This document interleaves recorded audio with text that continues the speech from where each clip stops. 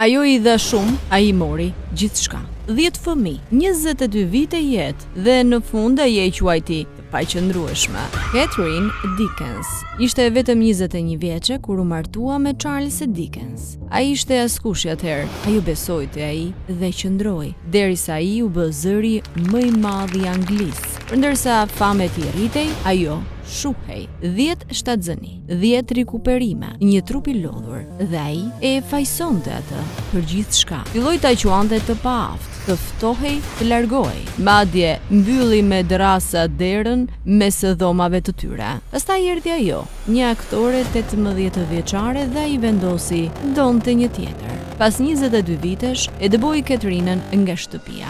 Ajo humbi fëmijët, shtëpinë, zërin.